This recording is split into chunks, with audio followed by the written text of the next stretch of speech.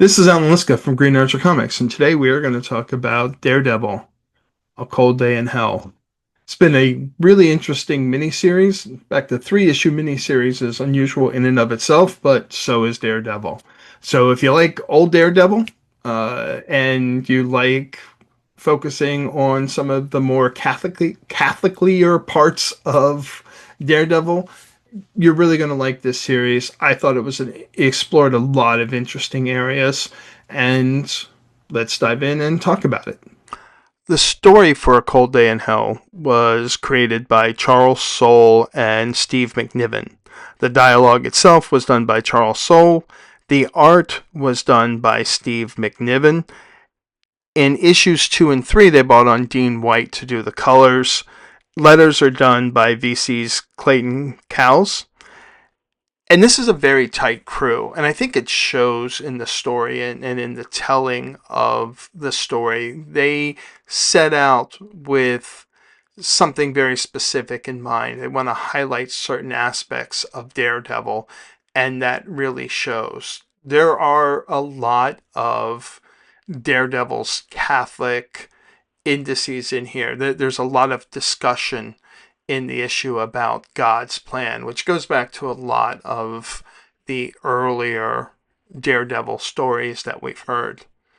But we open up like many of these superhero aged stories do in a cemetery, and we catch up with Winston Fisk and Jessica Jones and find out what happened to them. They are not obviously going to be part of the story, but wanted to give a little bit of background. And we realize that this is an old Deadpool.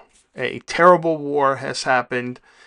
Deadpool has survived, but he is no longer Deadpool. And this isn't the typical comics old where you just have a hero with gray hair. This is a Deadpool who has lost his powers. And in fact, we see that early on because he gets mugged, and the muggers are able to push him around. He's not able to fight back. So the way this version of Deadpool maintains his commitment to society and he helps people is by operating a soup kitchen where he feeds as many people as possible. And in fact, he invites the people who try to mug him to come to the soup kitchen to get a meal. But that's not what they want. That's not the world we live in. This is a much harsher world. Almost immediately after the mugging, there's an explosion. And with the explosion, some sort of gas is released that gives Deadpool some of his powers back. And he goes to find the source of the explosion, and he finds a very old Captain America holding up the tunnel, trying to save this girl and telling Deadpool that this girl is very special. So Matt tries to keep her safe, but she's kidnapped by these thugs and taken to this old man. We eventually find out this old man is Bullseye, which makes sense. There's a lot of hints dropped early on in issue 1 talking about being on target, etc.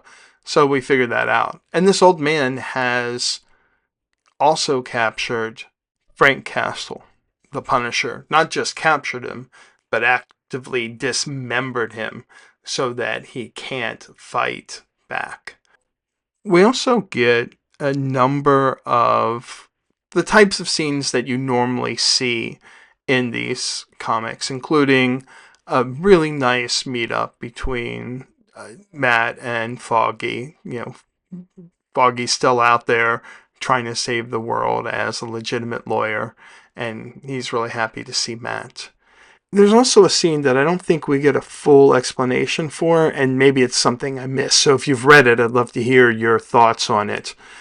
There is a fight scene where Elektra shows up to bail out Daredevil, who, even though he has started to get his powers back, is losing them. The gas that was used is fading. And Elektra is still young, and apparently that is an option. If there was something that Daredevil would do, he could keep that, but he's chosen not to do it. And I think that's a kind of a fascinating contrast I wish there had been more detail on that. But ultimately, it turns out that Bullseye's master plan is he has the gas that originally impacted Matt and turned him into Daredevil, and he wants to basically release that on the city. So he's going to initiate his plan in a big kind of central location. But before he does that, he releases Punisher so that, he can eventually die. Instead, Punisher gets a hold of this mech suit that he's left open and shows up to help fight, ultimately, again, failing. But it's an interesting contrast in this kind of new world that we live in.